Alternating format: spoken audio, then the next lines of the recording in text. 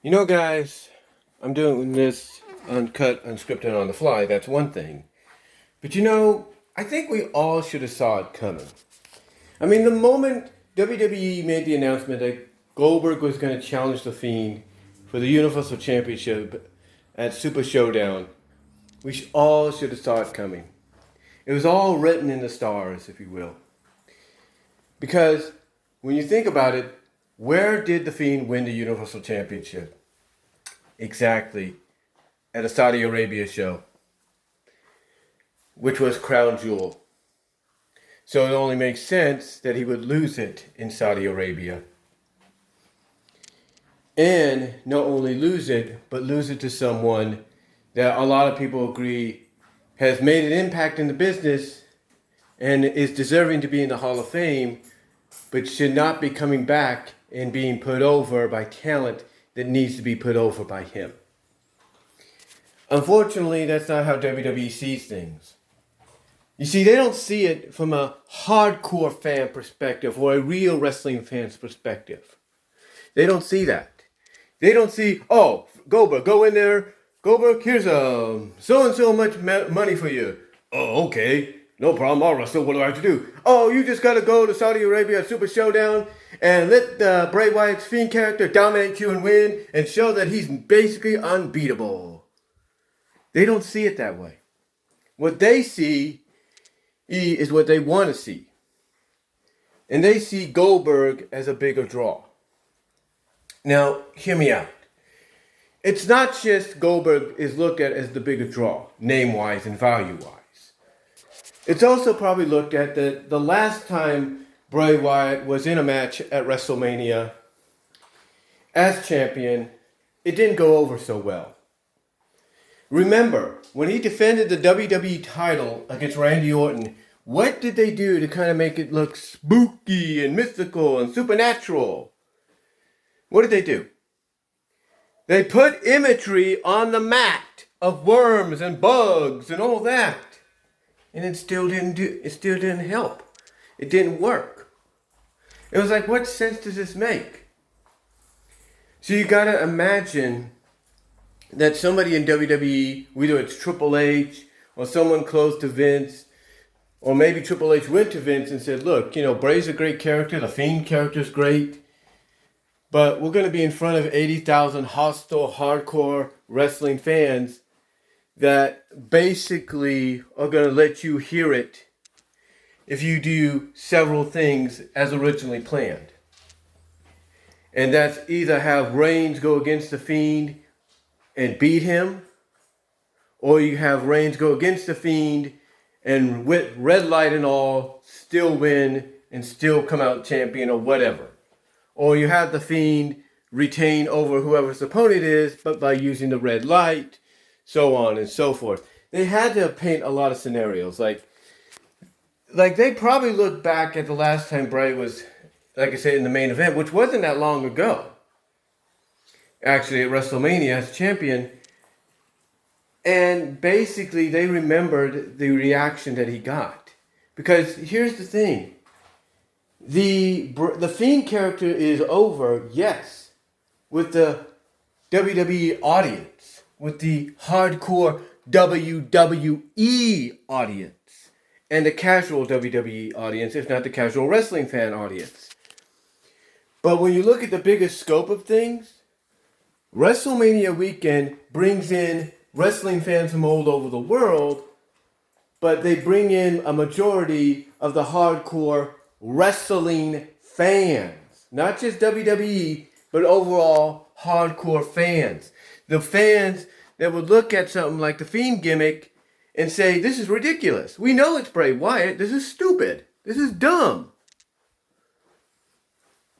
And they realized that those kind of fans could pack Raymond James Stadium. So, what do?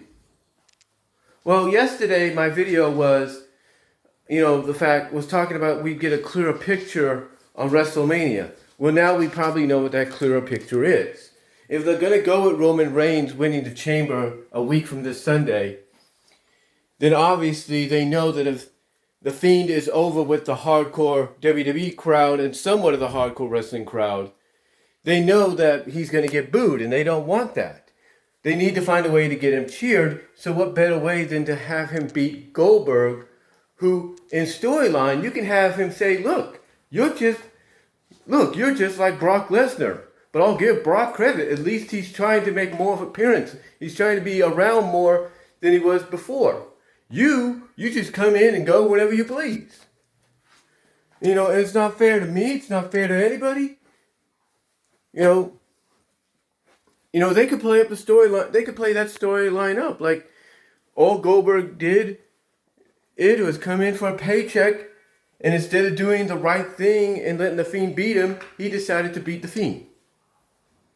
So, again, you know, you have a nice storyline there of Goldberg maybe even defending the fact that, hey, I may have not liked what the Fiend was doing, but at least he was always here, and he would make appearances, and if not, defend the championship every month when he had to.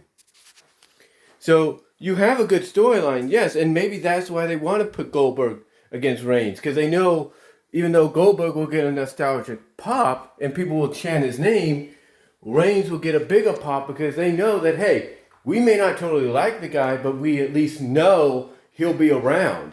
He'll be competing every week. He'll be defending that championship on a monthly, if not weekly, daily basis.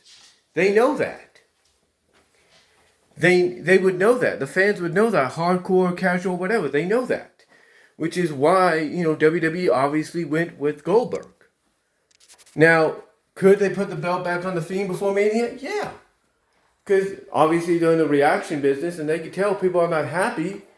But if Vince McMahon is determined to have Roman Reigns be the guy on the SmackDown side of things, then the best thing to do is to have him go over somebody that would probably get booed more than he would because of the position in the company or the relationship with the company. But then what about the Fiend? Where does he go? Well, obviously the rumor is he's facing John Cena, and even without the championship on the line, that actually is a good story to go with because it has history. You could actually finally have Bray Wyatt address why the Fiend is here, why the Fiend exists, why he's doing these things, why he's become the Dr. Jekyll and Mr. Hyde of WWE, and it's all because, and it all goes back to 6 years ago, in his rivalry with Cena. It basically you could have Bray Wyatt acknowledge that, hey, the reason the Fiend's here, the reason I'm doing this, it's all because of you, John. 6 years ago at Mania, you stuck your nose in my business, and you ruined it. You stuck your nose in my business, and you ruined it. You ruined everything, and now everyone is suffering because of you. Because you couldn't keep your nose out of my business. Or you couldn't do the right thing and let me beat you at WrestleMania. You could have that storyline there. And that storyline would work. It would actually work because it has history. And you could have Bray Wyatt acknowledge what happened 6 years ago and say that the reason the Fiend is here, the reason he's doing this, is because it's all because of John Cena. It's all John Cena's fault that he's doing this because John wouldn't do the right thing and let him beat him at Mania. And thus, by doing so, allow the Wyatt family to run roughshod over WWE like it was prophesized or planned to be. Good storyline, it has history, and it works. It would actually work. And if you're letting both guys loose in what they could say and do, it makes it even better and more intriguing. But I can understand why fans are not happy. You know, Goldberg hasn't wrestled since SummerSlam, and yet he comes back and he gets the Universal Championship put around his waist. Now, here's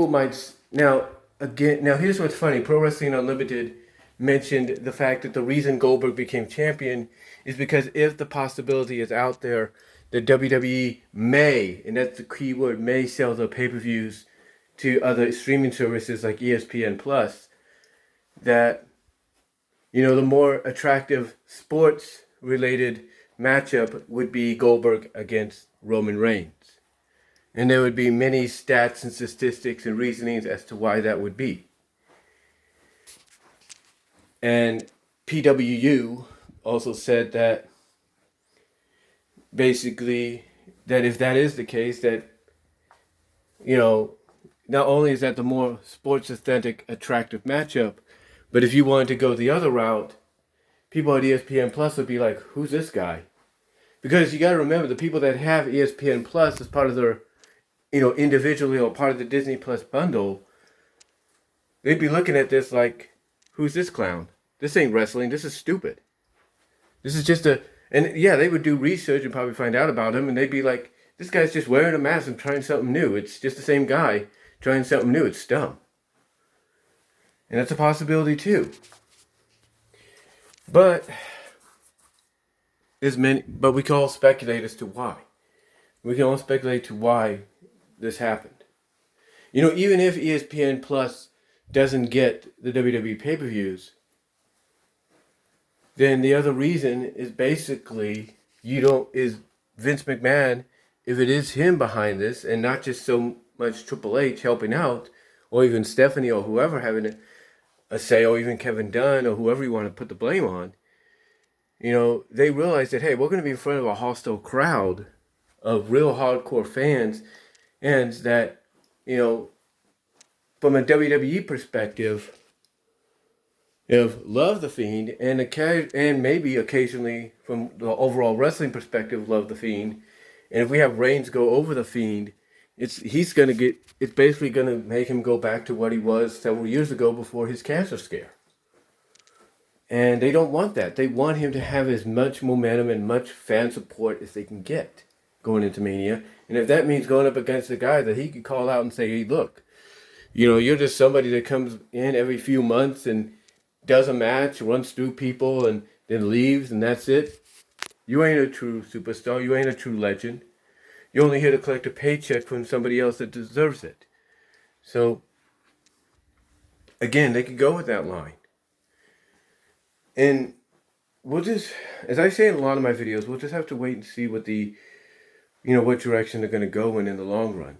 I mean, yes, obviously tomorrow night on SmackDown, they're going to have a lot of people like Daniel Bryan and Daniel Bryan and The Miz and a few of them that have dealt with the Fiend be elated, be happy at the fact that the Fiend's no longer champion and that Goldberg proved that the Fiend, Bray Wyatt, is indeed what they always thought he was. Just, he's still human and all he's doing is playing mind games. So, it'll be really interesting going into Mania what happens. I mean, yeah, not a lot of people are happy, but you also have to remember this. One of the things they always promoted, or they talked about from a behind-the-scenes perspective when they first started doing this, is the Saudi prince wanted certain superstars that are no longer with us or are incapable of competing again. And what they have to do, they had to improvise. They had to improvise by bringing in, substitutes from outside of WWE, to take the place. It's one of those situations to where the Saudi prince probably thinks Goldberg's still the same Goldberg from, 20 years ago, 22 years ago? Probably still thinks he's the same way, but he doesn't see that. I don't know. All I know is we have one more week to go before WrestleMania. I mean, one more week to go before we really count down to Mania. And we'll see what happens. If they do a rematch at the Chamber and Fiend goes over, then fine. At least they're going to rectify it. If they don't, then they're going to go Fiend, John Cena, and there will be history behind that. And hopefully, if they just let the guys go and do their own thing, that will at least make up for some... That at least would, in my opinion, make up for the fact that the Fiend is not champion, because you're letting him and John, just go at it and say what they want and just be real, be shooting the breeze, if you will.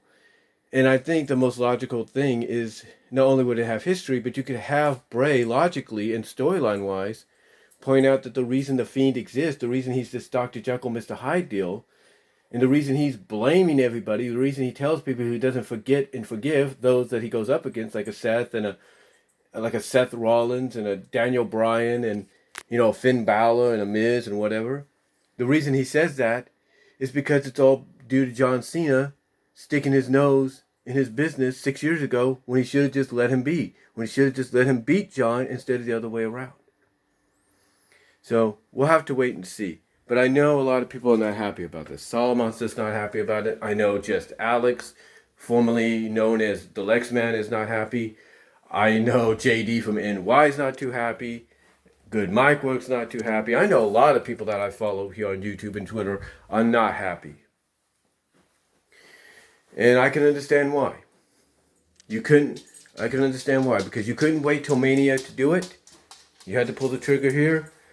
But obviously from a business standpoint, maybe they understand, but from a business standpoint, especially if you're focused on getting Roman Reigns that championship back and telling the story of he left for several months because of leukemia. His leukemia came back and thus he returned after it got back into remission.